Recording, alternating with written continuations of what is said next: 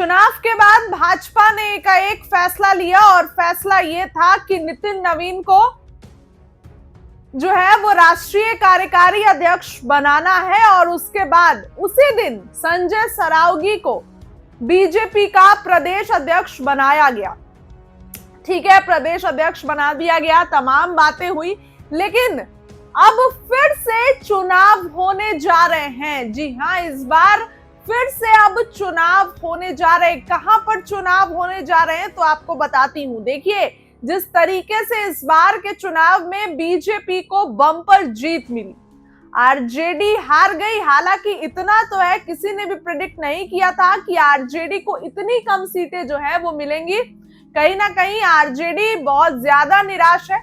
लेकिन अगर मैं आपको कहूं तो तेजस्वी यादव जो है तैयारी कर रहे हैं, लेकिन अब फिर से चुनाव होने जा रहे हैं। जी हाँ, चुनाव जो है वो इसलिए ऐसा कह रही हूं क्योंकि बांकीपुर सीट, जो कि नितिन नवीन विधायक है बांकीपुर से, तो अब चर्चा है कि नितिन नवीन एमएलए का जो पद है उससे भी इस्तीफा देंगे।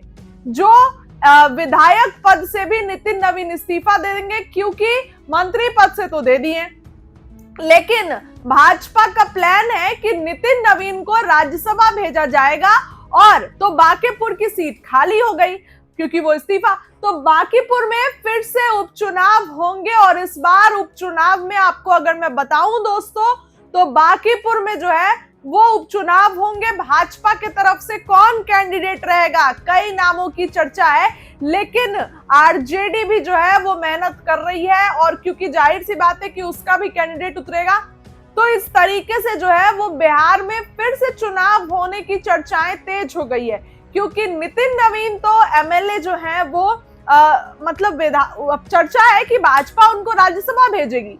तो भाजपा अगर राज्यसभा भेजती है तो एक सीट तो आप छोड़िएगा ना, एमएलए पद से तो आपको इस्तीफा देना पड़ेगा, विधायकी तो आप मतलब वो तो आप इस्तीफा दीजिएगा। तो वहां पर फिर से उपचुनाव यानी कि बाई इलेक्शन होने को लेकर चर्चा तेज है।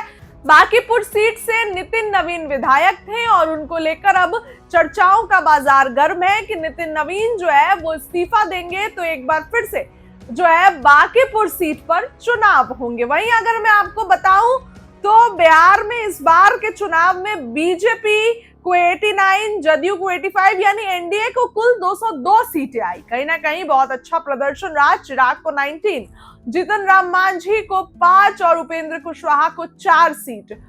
बेटे तो बिन मंत्री बन गए, बिना चुनाव लड़े। तो ये सब कुछ इस बार के चुनाव में दिखा, लेकिन भाजपा ने एकाएक बदलाव किए। भाजपा ने तुरंत नितिन नवीन को दिल्ली बिठाया, संजय सरावगी को प्रदेश अध्यक्ष बना दिया।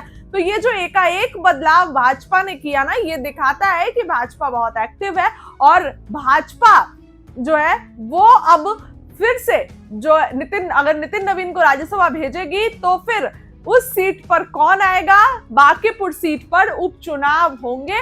और बांकीपुर सीट पर जो है भाजपा एक बार फिर से मेहनत करने जा रही है। बाई इलेक्शन होना है, तो ऐसे में आरजेडी की तरफ से प्रत्याशी होंगे, जमकर जो है वो मेहनत किया जाएगा। फिलहाल भाजपा तमाम तरीके के बदलाव कर रही है। आज संजय सरावगी ने कमान संभाली प्रदेश अध्यक्ष की। आज से 15 तारीख को घोषणा हुई थी और आज से जो है प्रदेश अध्यक्ष की कमान संभाल रहे हैं, जमकर जो है मेहनत करेंगे।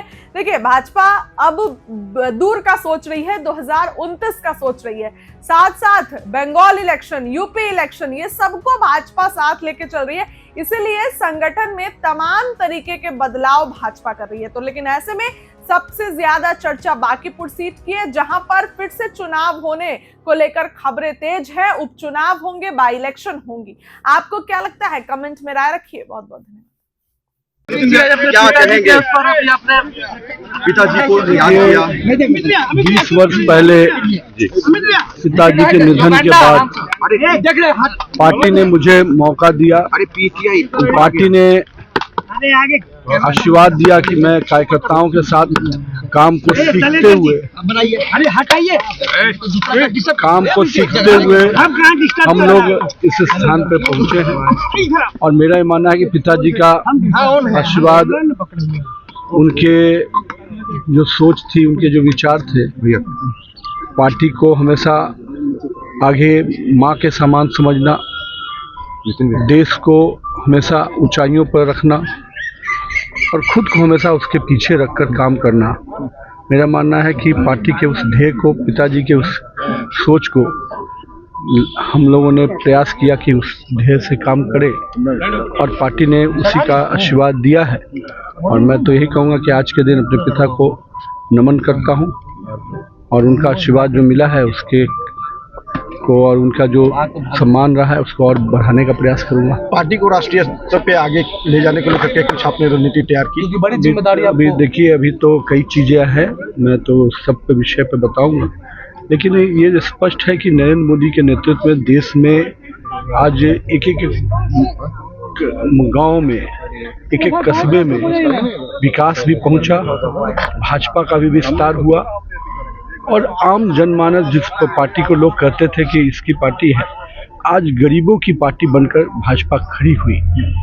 कोई ऐसा वर्ग नहीं है जिसको भाजपा ने, एनडीए गठबंधन ने विकास की योजनाओं से छुआ नहीं। जो हमारे विचार शख्सियत रहे, दीनदयाल जी, श्यामा प्रसाद मुखर्जी जी, उन्होंने जिस प्रकार से अंत्योदय के बात को किया और विचार को आगे बढ़ाया, उस अंत्योदय को माननीय अटल बिहारी, हमारे श्रद्धेय अटल बिहारी वाजपेयी जी ने आगे बढ़ाया और फिर हमारे नेता नरेंद्र मोदी जी ने हर गांव और कस्बे तक अंत्योदय के उस संकल्प को आगे बढ़ाया। बंगाल चुनाव को किस तरीके से देखते हैं नितिन जी? कितनी बड़ी चुनौती? और देखिए, बंगाल हो, यूपी हो, असम हो, बिहार, भाजपा का कार्यकर्ता हर दिन चुनाव के लिए तैयार रहता है। यही भाजपा की खूबसूरती है और मैं मानता हूं कि बाकी लोग चुनाव में काम करते हैं, भाजपा का कार्यकर्ता 24/7 काम पार्टी के युवा जो है आपको आइडियोलॉजी मान रहा है नितिन जी, क्या कहेंगे युवा साथियों के लिए? क्या संदेश होगा? युवाओं के लिए एक बड़ा संदेश है। युवाओं के लिए मैं बस यही कहूँगा कि अपने काम पर विश्वास कीजिए। राजनीति शॉर्टकट का नाम नहीं है, राजनीति लंबी रेस है, उसमें धैर्यपूर्वक मेहनत करते हुए, परिश्रम करते हुए आगे बढ़िए, सफलता मिलेगी। बिल्कुल सफलता मिलेगी। क्या कहेंगे? पिताजी को याद किया 20 वर्ष पहले पिताजी के निधन के बाद पार्टी ने मुझे मौका दिया, पार्टी ने आशीर्वाद दिया कि मैं कार्यकर्ताओं के साथ काम को सीखते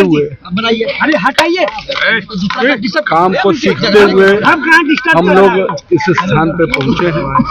और मेरा ये मानना है कि पिताजी का आशीर्वाद, उनके जो सोच थी, उनके जो विचार थे, पार्टी को हमेशा आगे माँ के समान समझना, देश को हमेशा ऊंचाइयों पर रखना और खुद को हमेशा उसके पीछे रखकर काम करना।